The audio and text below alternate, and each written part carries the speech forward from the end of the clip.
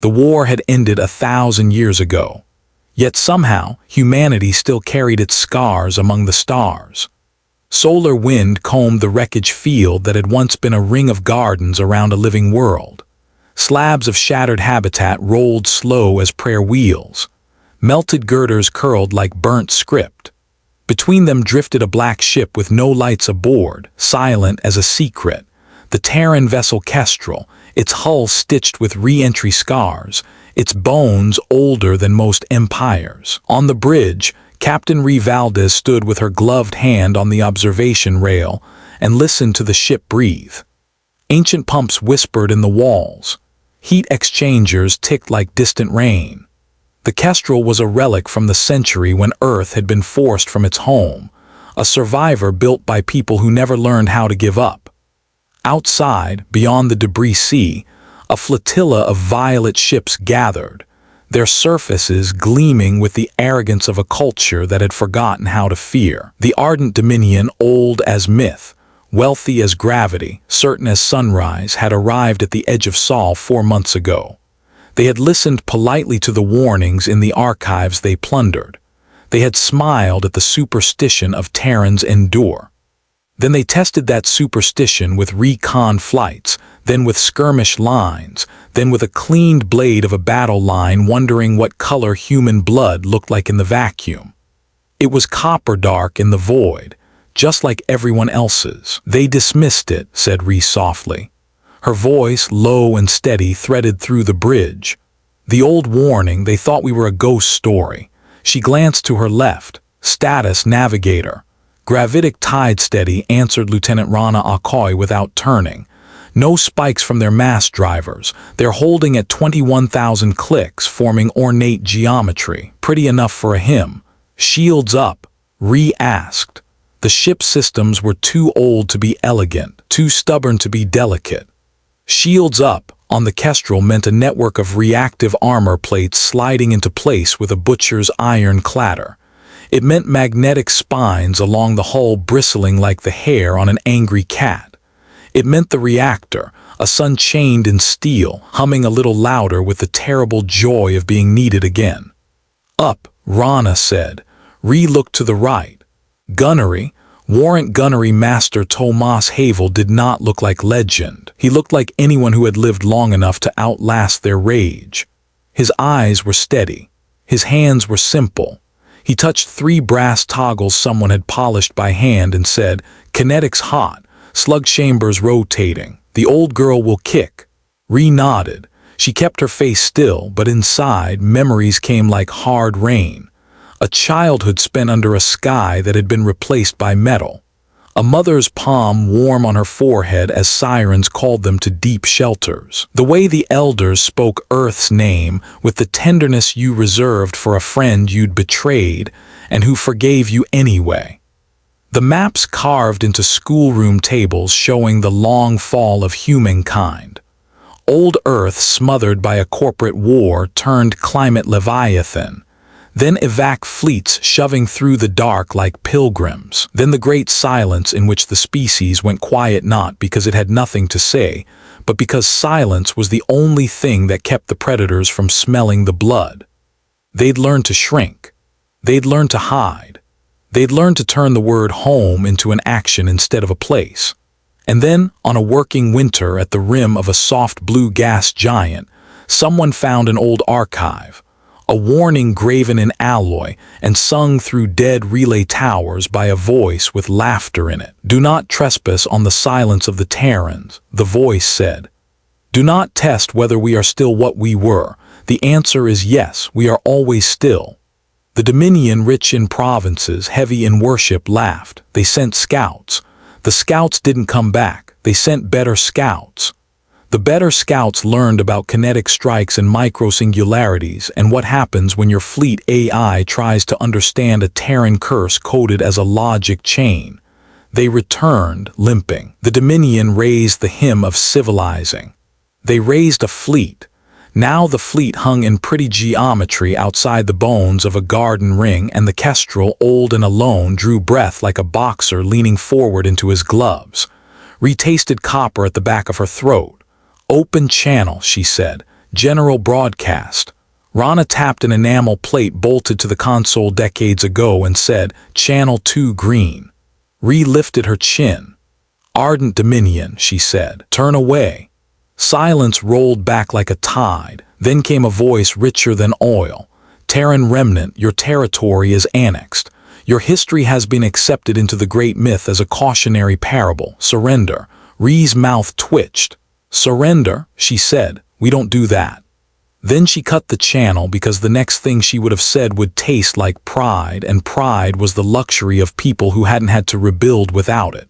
At the back of the bridge, a shadow moved. He was tall and slate blue and wore a cloak like a broken wing. His name was Telen Ka, the wounded alien warrior who had slipped into Rhea's tent a month and a half ago, under a red dawn on the cold moon of Vesper, and calmly said, I belong now. He had carried a spear made from the landing strut of a Dominion scout and a smile that had survived 3 wars.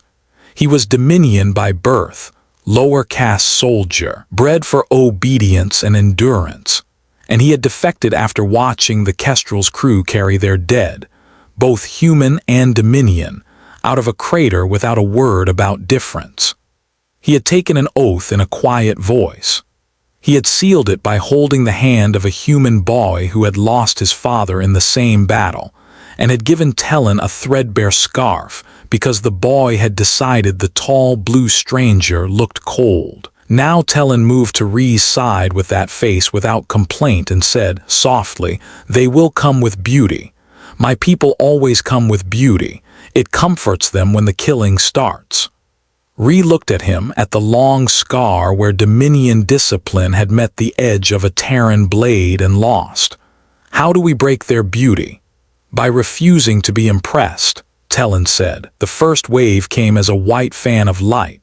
Tens of thousands of micro-missiles stitched with guidance code that had one priest's medals. Rhea didn't flinch. Tomas breathed out through his nose and cut the Kestrel's bellicannons loose, and a ribbon of slugs leaped from dark chambers like wolves. Slug met micro-missile, and a storm of sparks flowered, and the wreckage field rang like a bell. The Kestrel rolled into the noise as if it had been designed for nothing else. It had. More light, more flowers, pretty geometry.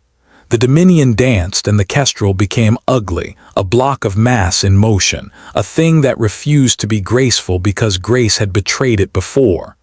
Rhea watched the boards. She counted heartbeats. She waited for the moment when the music shifts, when the pretty geometry rolls to not quite pretty, and she said, now. Tomas smiled for the first time. Now. They spat a coil gun round at a so-called ruler ship, a scarab of gold with kitchens big as churches. The slug was not noble. It was not romantic.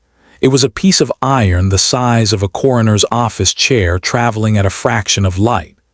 It clipped the scarab's aft quarter with the intimacy of a shoulder bump in a crowded train, and the scarab came apart like a thought that had been held too long and dropped. It made no sound. It made a gospel of debris. The Dominion flinched, not much, but enough. Beauty, after all, is measured by control. The Kestrel didn't care about control right now. It cared about survival. It rolled again. A second and third slug, 2 more scarabs became sermons in humility. Message from the Dominion flagship, Rana said. Their Arch-Admiral Vorkal requests parley. Rhea looked at Telen. The defector's jaw tightened.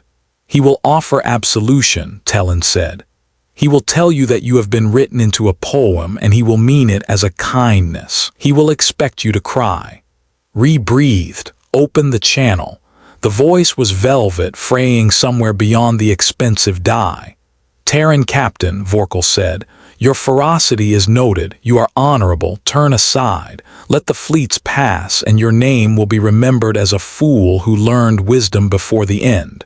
Refuse, and you will be erased without witness.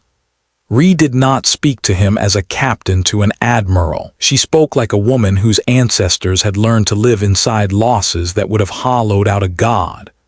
You were warned, she said. You dismissed it. We are the consequence. Rhea cut the channel. More beauty, Telen murmured. He will turn it brighter. The brighter beauty came in the form of a lattice, drones weaving a net of light designed to cage the Kestrel and crush it like a fist. Rhea let them come. She let the world go dim. At the precise heartbeat when the lattice closed, she screamed a command that no Dominion star navigator would ever understand. "Flip," she said. The Kestrel flipped end over end like a thrown boot, so fast G-forces bit through grav cushioning and bruised ribs sang, and when it landed in its own shadow, the lattice had already overcommitted. The ship's dorsal fins tore the web. Tomas fired short and ugly. 8 drones lost purchase and collided, blooming small inside the large night. "Kestrel," Rana whispered, throat tight with awe, "you get better with age." "Everything that refuses to die does," Rhea said. Something trembled then, far in the black. It felt like a tide that didn't know whether it wanted to advance or eat the shore. The Kestrel's old bones creaked like trees in winter. Talon's eyes went wide. "They are charging the lance," he said.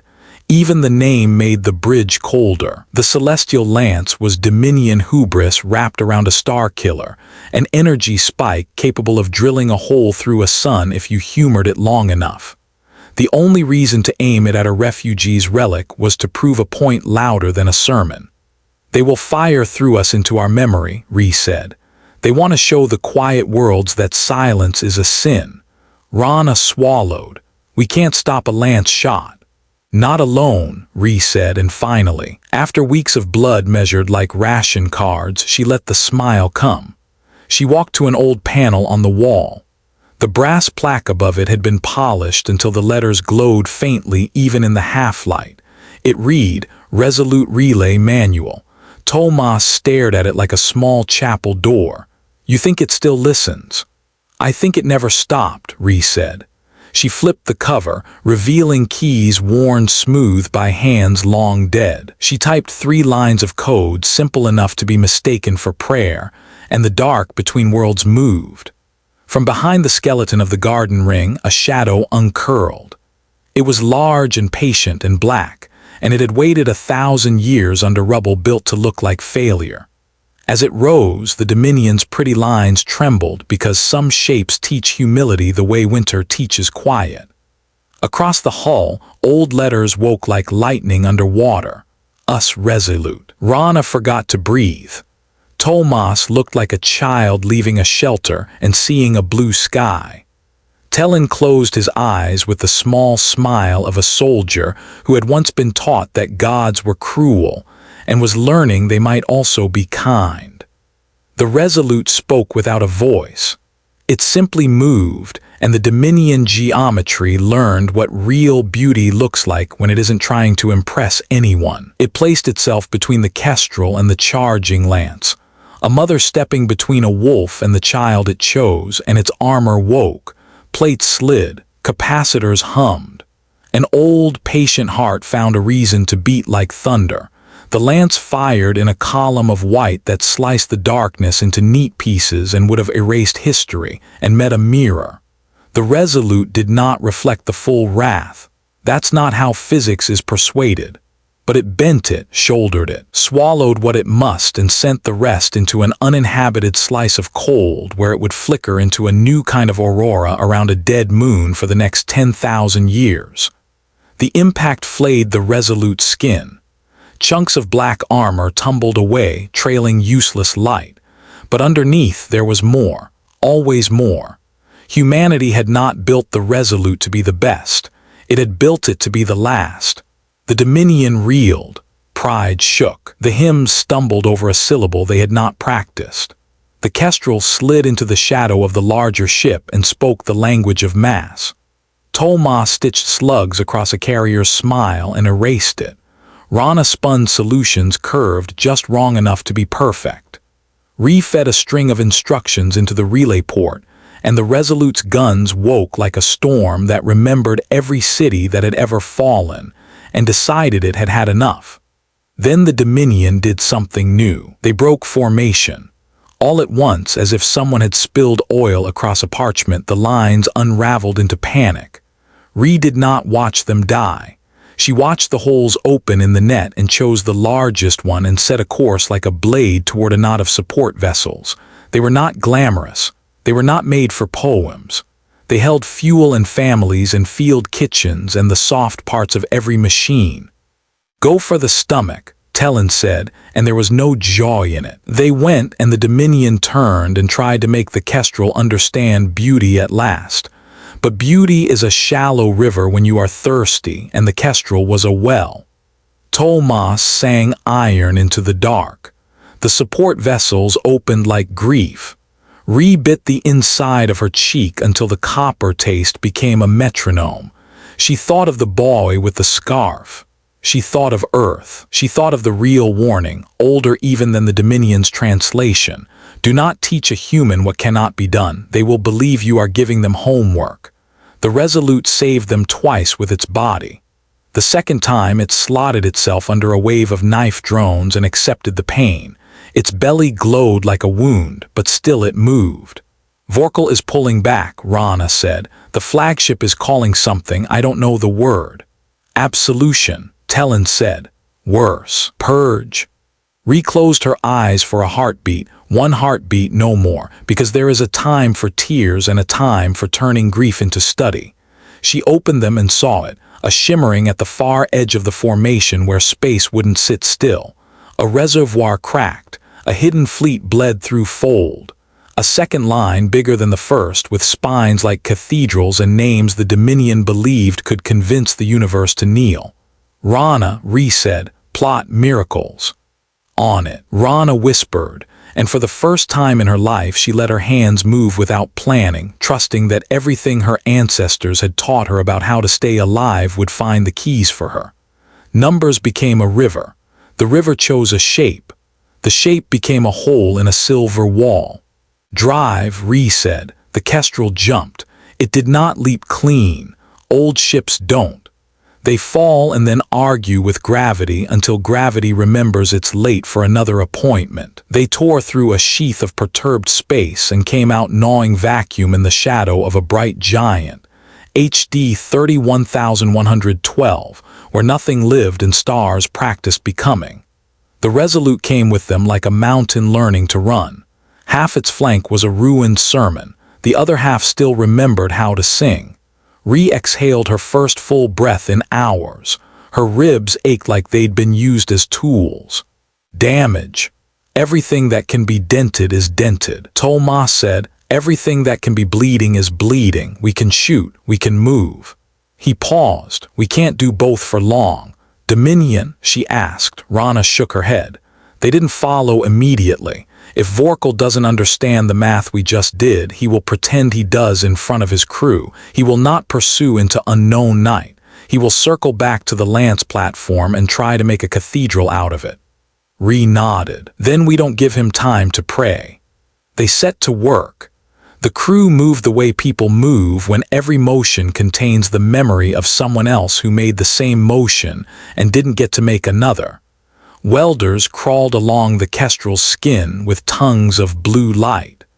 Tomas trained a rookie on manual shell loading because the auto hopper in Bay 4 had started to cough. Rana wrote calculations with a stub of pencil on a piece of polymer nailed to her board because no one trusted the screen not to lie. Tellen led a team in the mid-hold to unspool old field wire for a new job no one had designed it for, stitching the Kestrel to the Resolute like an emergency transfusion. The big ship drank. The small ship bled. That was the covenant. Humanity had not survived by symmetry. When the Dominion arrived hours later, they did so with a humility made of rage. The pretty geometry was gone.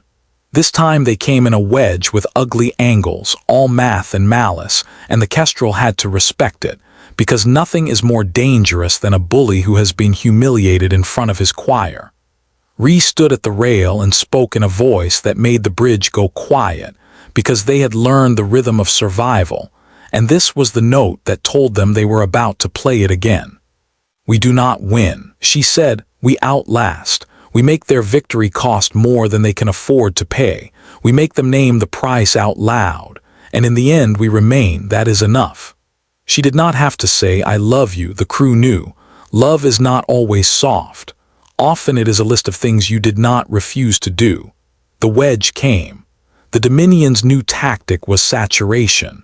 Drown the humans in light and mass and noise until their bones forgot which direction meant home. The Kestrel split the first wave. The Resolute drank the second and blinked fire for answer. The third wave carried a thing humanity hadn't seen in centuries, a boarding pod, a shuttle the size of a tea house with a drill at the nose and heavy doors. It struck the Kestrel like a bad thought and began to chew steel. It was a terrible idea to board a Terran ship. They came through howling. Their armor was lovely. Their blades were carved with poetry. Their tactics would have won them statues against any other prey. They were met in the midships corridor by 12 people and one ex-Dominion spearbearer who fought like a man teaching his old house to love his new child. The corridor became a history lesson. The Dominion learned how narrow hallways are sermons written in steel. They learned what happens when you bring elegance to a place designed by practicality. The Kestrel's crew fought without boasting. They fought without speech. The only sound beyond impact and breath was a young engineer named May, who cried as she drove a pry bar into a visor and whispered, "I'm sorry," as she did it. Tellin put his back against hers, and 3 blue bodies fell at his feet before he remembered to breathe. When it was over, Rhea came down the corridor, stepped over the dead, and knelt by a Dominion boy who still had milk in his eyes. He stared at her hand. He stared at the iron pin she wore at her collar, a little planet with a smile carved into it. "What is it?" he asked, voice broken. They were both surprised his translators still worked. "Earth," Rhea said, "your God, our mistake and our prayer." He closed his eyes. "I was told you were monsters." She shook her head. "We're the result." She rose and left him to the medics. No one else died on that corridor that did not have to. Back on the bridge, the wedge tightened. The Dominion had finally decided to stop singing and start counting. Their lances stitched a pattern across the Resolute's belly that made the old ship groan. The Kestrel took a hit on the starboard gunhouse that turned Tomas briefly into a ghost of sparks. He laughed like a lunatic and knocked the fire out with a blanket older than he was. The Dominion flagship, haloed in its own certainty, slid to a position Rhea recognized from too many simulations. It was a guillotine pose. "Vorkal," she whispered, "you wonderful fool," because the guillotine pose works on anything that runs from pain. It fails when the blade meets a neck that has learned to turn into the strike and bite the knife. "Tomas," Rhea said, "one shot will make it count." "Where?" he asked. Rhea looked at the flagship and imagined the living thing inside the armor. She had never seen Vorkal's face. She knew it better than many faces she had kissed. Pride, precision, an injured, righteous grief. She saw the way the ship moved, too careful on the port bow, too protective of the radiators. She imagined the conversation between architecture and ego that had built it. "Spine root," she said, "right where the central spar kisses the nav sacrum." Tomas grinned because he loved a woman who spoke like that. He loved any captain who turned anatomy into revenge. He took a breath that slowed the room and let the shot fall out of him like confession. The slug flew. It crossed half a war in a heartbeat. The flagship's shields caught it and threw half away, because that is what shields are for. The other half carried memory and went on. It met the place where the spar kissed the sacrum and spoke the word enough in a language no one had taught it, and the flagship's spine shivered and split. Vorkal did not die. Rhea had not aimed to kill him. He watched his ship bend like a reed and learned something final about the people he had thought he understood. He ordered a retreat with hands that did not shake, and the wedge became dust, and the Dominion, for the first time in living memory, ran. Rhea did not pursue. She watched them go and thought of the boy in the corridor. She thought of the boy with the scarf. She thought of Earth. "Signal," Rana said. Her voice was a surprised kindness. From the Resolute, Rhea turned. The big ship hung like a patient animal whose ribs you could count.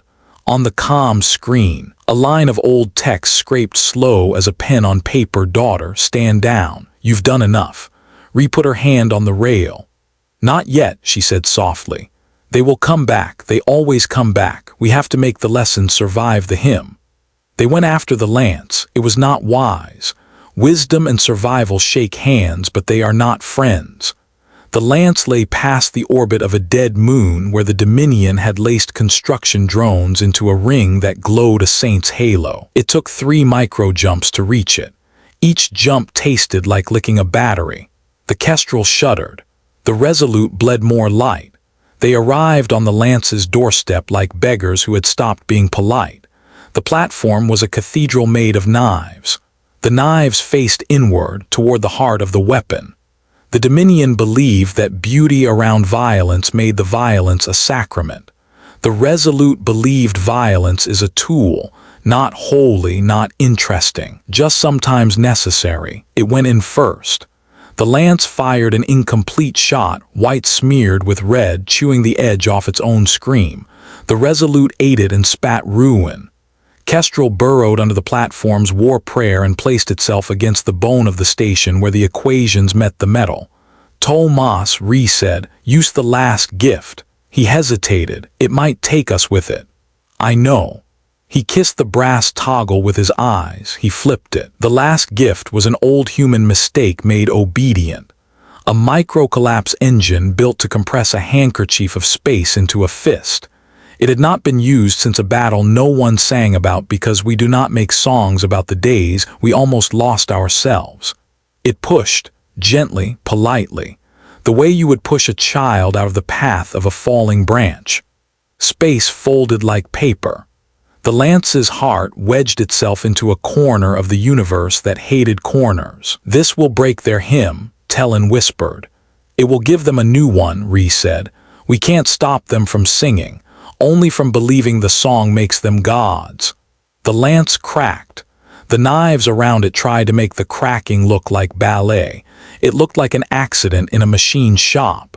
The Dominion fleet screamed their word for grief. The Resolute stepped between grief and the voices that would turn grief into vengeance. The Kestrel poured her last slugs into the joints until even Tomas had to say, "That's it." Rhea looked at the board. It was a field of red making constellations she didn't want to learn. She turned to Tellin. He stood very straight as if the act of standing was the only prayer his body still knew how to hold. "What do your people do," she asked, "when a holy thing dies?" "They look for someone to blame who is not themselves," he said. "Then leave," she said. He stared. "I belong." "You do, to the living. Get to the shuttle bay. Take every wounded, every child, every prisoner who wants to learn a different name for home. Find the coordinates I burned into the wall in Bay 3. Go there. If we make it, we will follow. If we don't, teach them not to sing like gods." He did not argue. That is love, too. He bowed, awkward, not Dominion ceremonial, more like a farmer thanking the weather, and he went. The comms filled with his voice, steady as a metronome, counting souls into shuttles, promising what he could not know and believing it anyway. The Dominion recovered enough to be angry. They came with a last wave that had no beauty, only hunger. The Kestrel could not jump. The Resolute could. It did not. It interposed itself one final time, and Rhea understood the line of text on her screen with new muscles. "Daughter, stand down.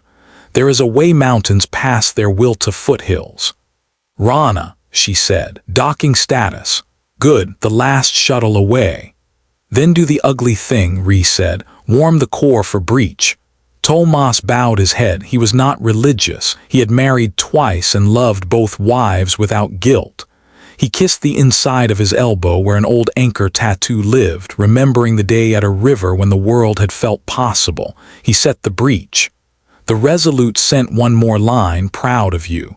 Then it cut its tether. It charged. It went into the Dominion formation like a quiet man walking into a room of people who had laughed at his father and putting his hands on the table. Its guns spoke not with fury but with finality.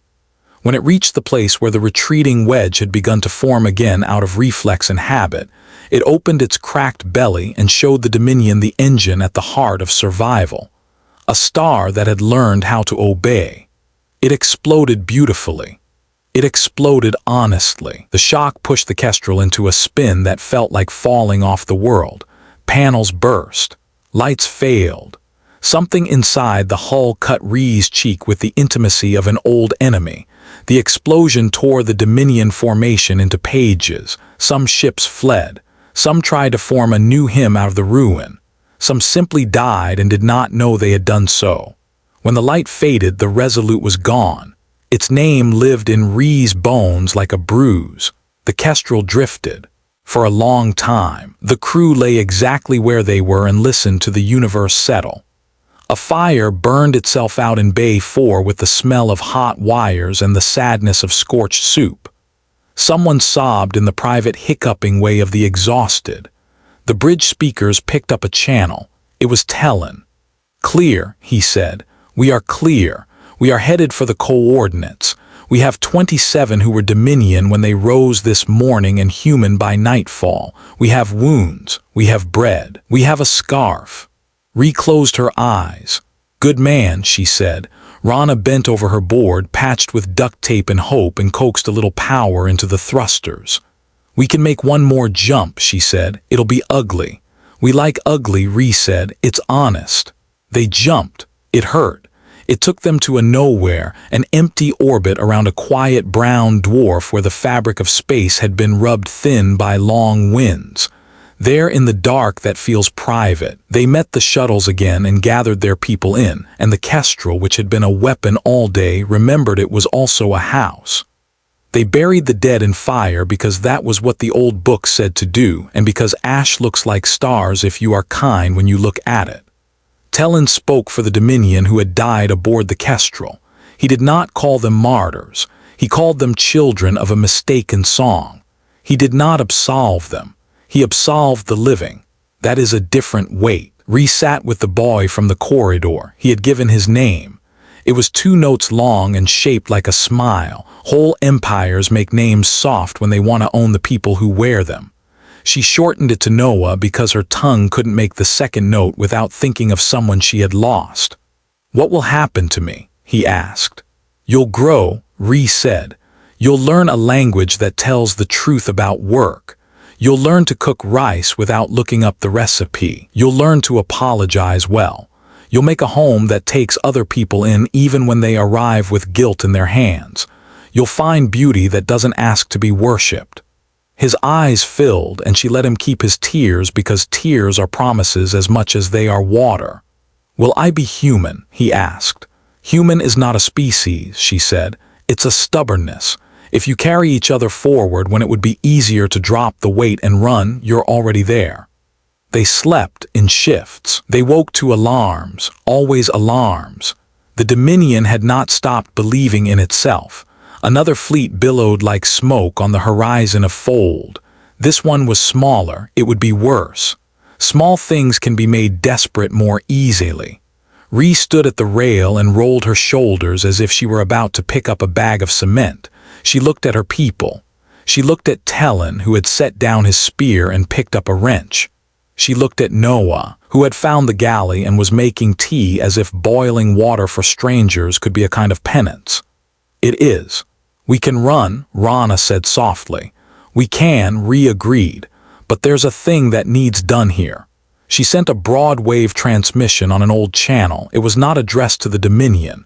It was addressed to whoever had ears and a little hope, because hope is a disease and must be made contagious. "This is Captain Rhea Valdez of the Terran vessel Kestrel," she said. "If you are hunted, come. If you are tired of songs that demand your throat, come. If you are weak and ashamed of it, come. We will show you how to carry that shame until it becomes a tool." She cut the transmission. Rana stared. "That will paint a target on us big enough for miracles to see," Rhea said. The fleet arrived. It was ugly and full of need and half whispered about in the sort of bars where serious men tell you what's wrong with the world. It contained a ship whose captain had once traded humans into Dominion custody to save his home, and had not slept since. It contained a ship flown by a collective of AI minds that had been told they were tools, and wanted to understand the word friend. It contained a hospital barge with windows where children watched the dark as if it were an aquarium. It contained a ragged carrier that had painted the word mercy on its side in letters too big to be tasteful. They did not form a line, they formed a family. The Dominion came. Families are built for sieges. It took hours. It took days measured in minutes. Space around the brown dwarf turned into a tapestry of burns and bright deaths. The Kestrel went where the trouble was worst and pushed. The new friends pushed back.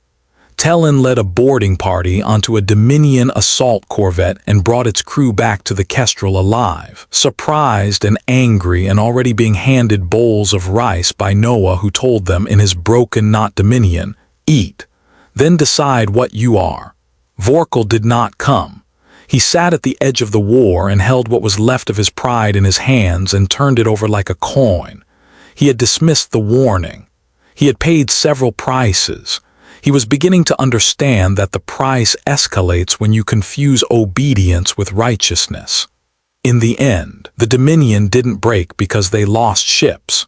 They broke because they could not make the humans hate them enough to become the thing the hymns needed. Rhea carried the wounded Dominion to her own medbay.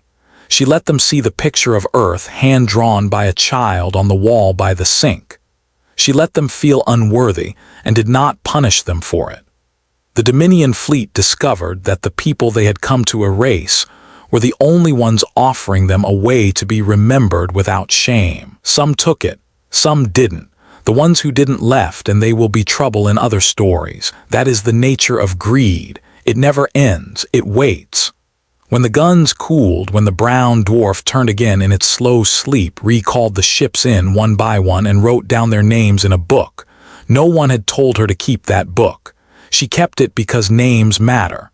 She wrote Kestrel last.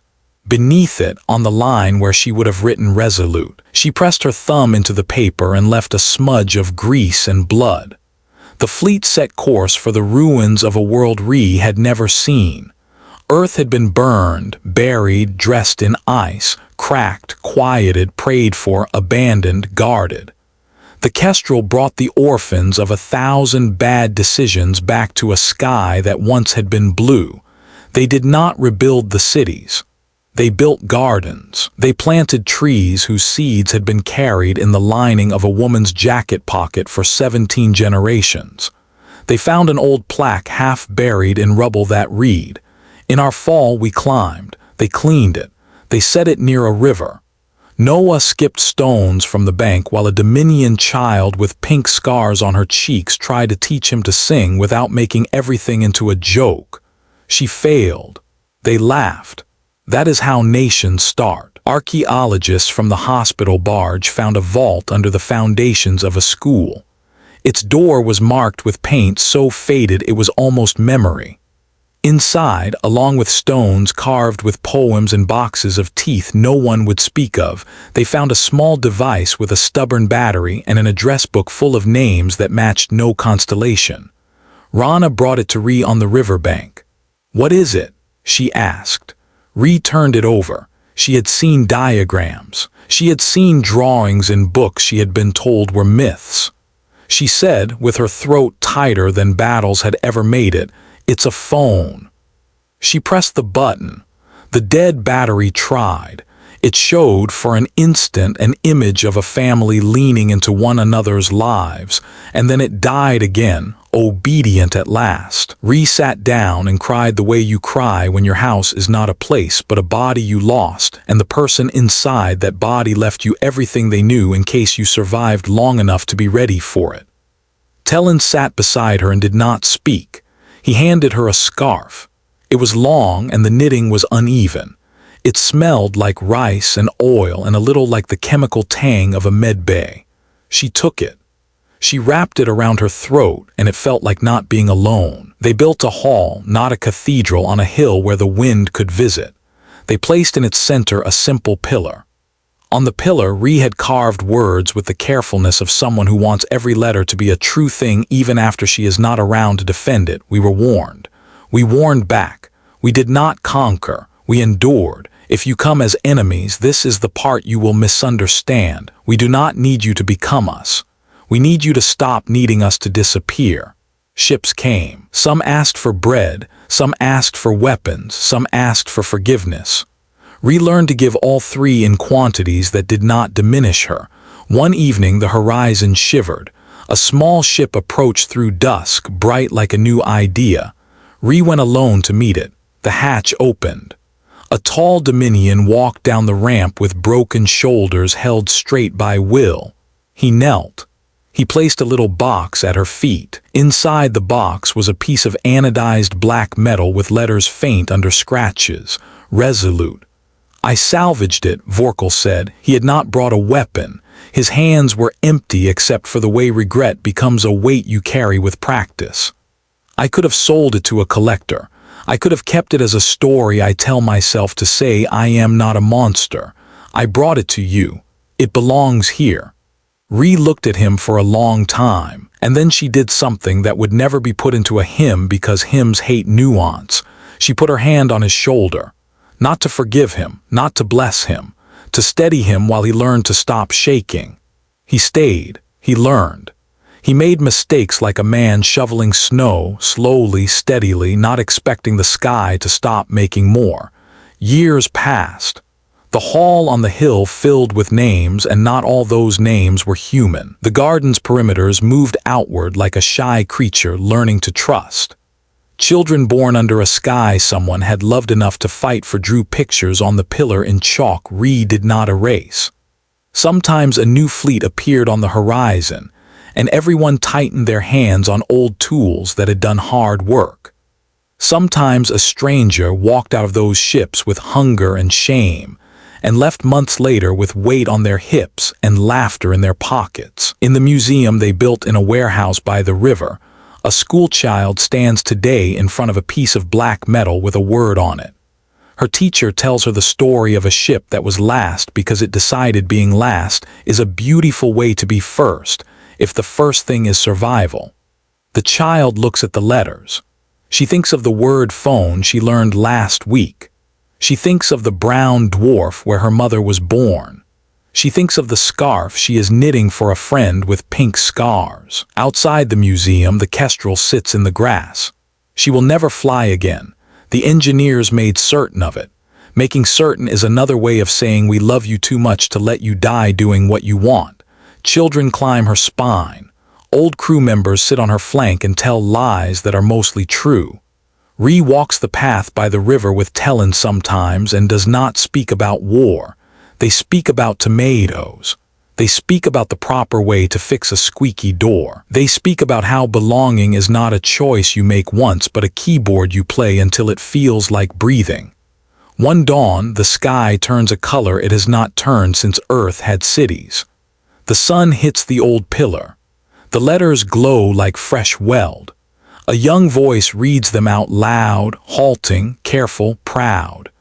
The wind takes the words and carries them downriver, across fields, into towns, into ships, up the throat of a boy who does not know which god to pray to and decides he will stop trying to be interesting and be kind instead. Far off, at the edge of a galaxy that had decided it was tired of being afraid, the Dominion Council meets in a room with too much gold. They speak of treaties. They speak of the Terran Ward. They speak of reparations. They speak of a day when the last hymn will be sung without anyone believing it is sacred. Oral, the archivist, stands in a corner like a broom someone forgot to put away. He has no votes. He has a memory dragged through too many rooms. He writes on a scrap of parchment, "We dismissed the ancient warning about humans and paid the price. But the price bought us a lesson we were too proud to purchase otherwise. Dreadful, simple, a thing a child could have told us. The lesson is not about their weapons or their will. It is about the way they keep each other's weight from breaking the bone." He folds the parchment and slides it into a book, because sometimes wisdom must be hidden to remain free. Back on Earth, Rhea grows old the way ships do when they have earned it, elegantly, stubbornly, with a sense of humor.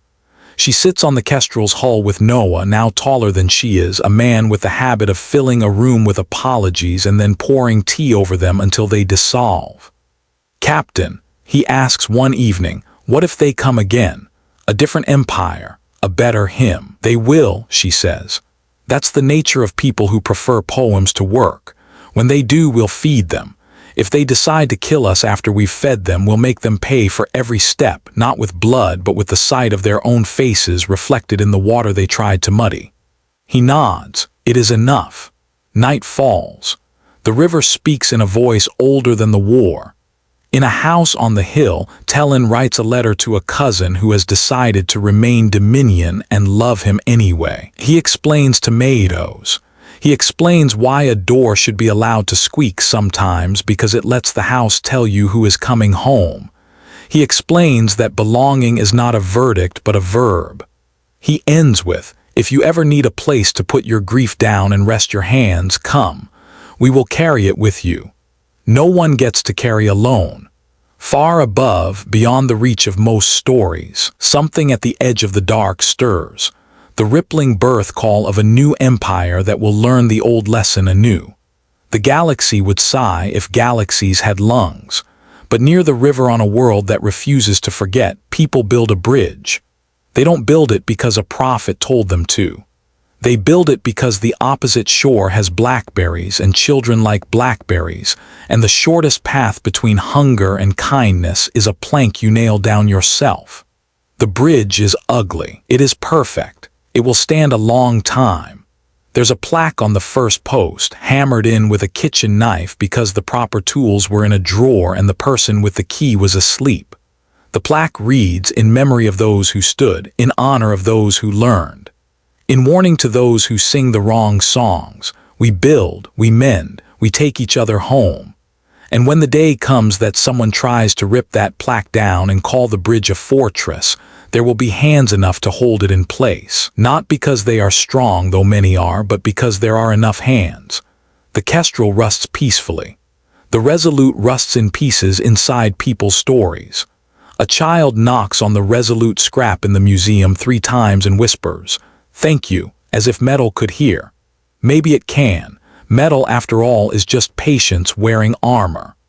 At night, in the hall on the hill, the pillar remembers 1,000 fingers tracing the same sentence until the groove grew deep enough to be truth. The stars look down through a sky rinsed clean by rain, and if you listen, if you are the sort of person who understands that listening is not waiting to speak, you can hear the galaxy revising its old hymn. It goes like this. And that day the galaxy learned humanity doesn't conquer, it endures. Headphone, thank you for listening.